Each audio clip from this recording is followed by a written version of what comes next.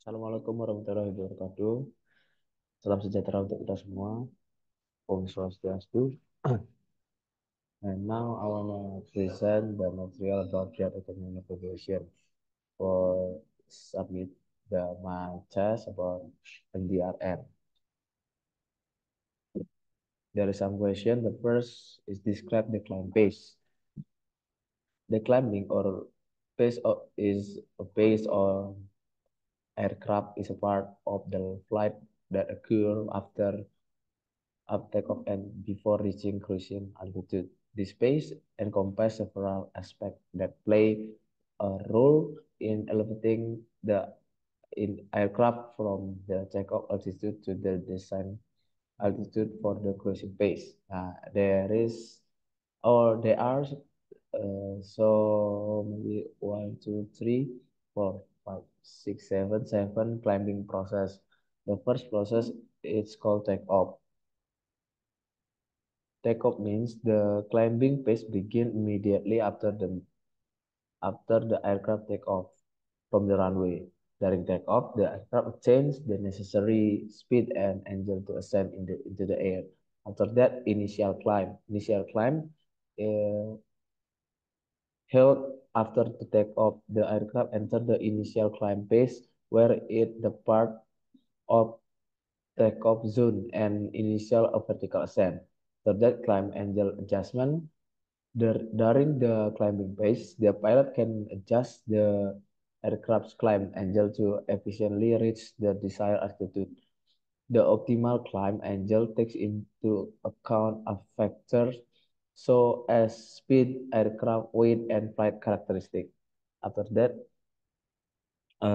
engine setting, pilot can adjust engine setting to ensure the aircraft receives sufficient thrust to reach the desired altitude quickly. This involves tweaking engine power and other step as per the flight requirement. Next, uh, there is flight control. The climb pace involves controlling the aircraft using flight control to maintain balance and adhere to the assigned flight path. After that, route adjustment. Route adjustment means pilot may need to adjust the aircraft route during the climb on air traffic controller instruction or changing weather condition. And then the last is stop of climb or TOC. This is the point where the aircraft reaches the design cruising altitude. After reaching this point, the aircraft enters the cruising pace and maintains the altitude until approaching the destination or the top of descent point or the descent pace. Next, the question number two, explain 5 factors that affect the performance of an aircraft during climb.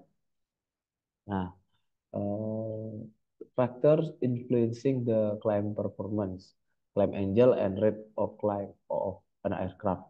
Uh, there is some factors. There are 5 factors that affect to influencing the climbing performance. The first, aircraft mass. The heavier the aircraft, the smaller the climb angle and rate of the climb achieved. Increased mass lead to increased drag, which reduce excess thrust. The difference between thrust and drag.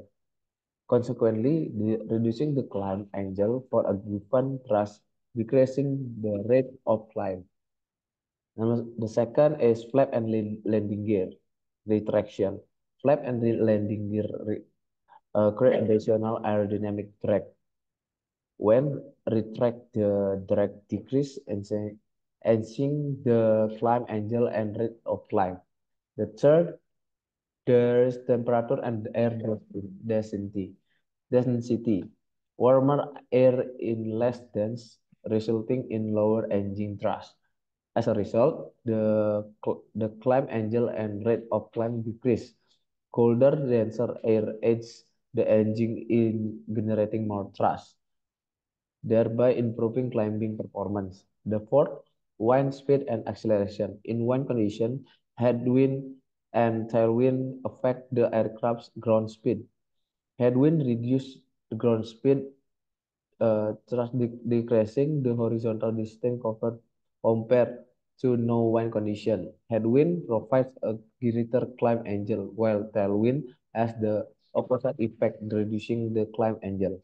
Crosswind components have no effect on climb angle.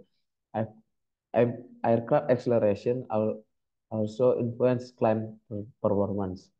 Too rapid acceleration can reduce efficiency, while too slow acceleration can extend the time of ascent. And last is cabin pressure. Higher cabin pressure require more air from the engine, reducing the available thrust for climbing. Therefore, cabin pressure is usually gradually reduced during climb to optimize engine performance. The third is how does an aircraft descend? After the climbing, there are descent.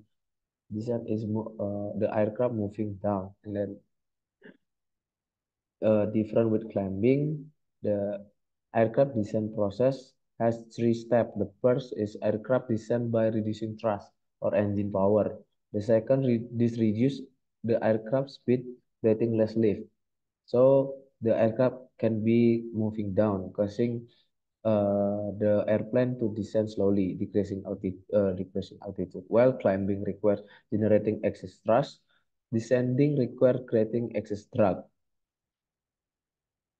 Next, the fourth, explaining how to determine the top of descent. Give the reason why important to calculating it.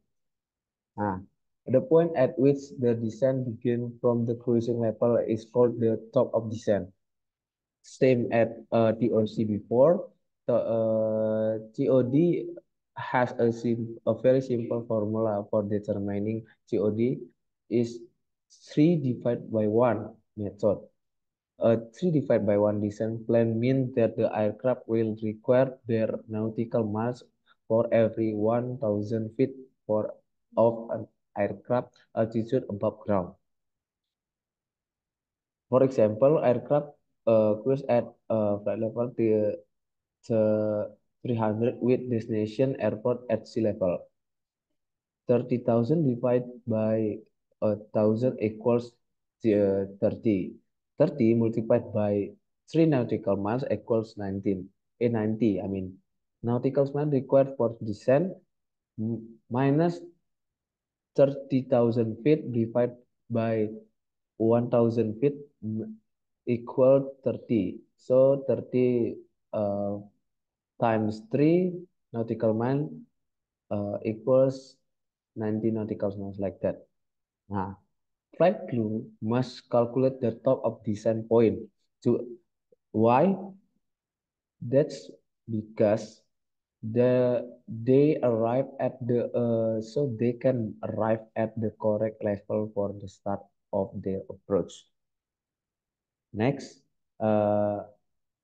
explaining why it's consider what it is important to consider the gradient of descent and speed of descent. Nah, the descent gradient. The descent gradient means the angle of inclination of the aircraft's descent trajectory, usually expressed in degrees. And then descent speed is the rate of which the aircraft altitude decrease per unit times, usually expressed in feet or per minute. Nah, there are three reasons why it is important to consider the descent gradient and descent rate for the following reason. The first is fuel efficiency. Efficiency uh, effect optimal descent gradient and descent rate help the aircraft cover the shorter distance during descent, reducing fuel. And then this contribute to operating efficiency and cost saving in flight operation. Third, passenger health and comfort. passenger health and comfort, rapid uh, affect to the flight. The first rapid descent can lead to sudden change in cabin air pressure, causing discomfort and air issues for passengers. Then regulating the gradient and descent rate ensure a gradual change in cabin air pressure, preventing discomfort and health issue related to the ear, I mean. And then the last is aircraft and passenger safety. Abrupt and excessively fast descent pose as a risk of losing control of the aircraft, which is highly dangerous and can lead the incident. And then by paying attention to the descent gradient and descent rate, pilot can ensure a control and safe descent, guaranteeing the safety of all passengers and flight crew. The last, explain the five factors that influence an aircraft performance during descent. Nah, there are four factors that affect the aircraft performance during descent. The first, aircraft configuration, second, speed, wind, and then the last, cabin pressurization. Nah, first, aircraft configuration. The configuration of the aircraft, including the use of left and the position of landing gear, significantly influence lift and drag. Total drag is dependent on the aircraft configuration. When are deployed or landing gear is extended, drag increase leading to a higher excess drag and increase in the descent gradient. The second, speed. Generally, the descent rate increase with higher speed and increased drag. The second, optimal speed is crucial for achieving the best descent performance. Pilots need to find the right balance to ensure efficiency when maintaining control. And then when particularly headwind and tailwind like before can impact the descent performance. Headwind can slow down the ground speed, resulting in a longer descent distance. Conversely, tailwind can increase ground speed, shortening the descent distance. And then cabin pressure or cabin pressurization means cabin pressurization is essential as it can affect the passengers' comfort and the structural safety of the aircraft during descent. Change in cabin pressure must be balanced with atmospheric pressure can change to avoid excessive structural pressure on the aircraft full seats. Cabin pressurization system are designed to create conditions comfortable for passenger and crew, often equivalent to an altitude of around 8,000 feet. And then that's all about my MDR and task. Maybe some mistake. I apologize for that. Thank you for all, and I close with Assalamualaikum warahmatullahi wabarakatuh. Om Santi Santi Santi Om. See ya.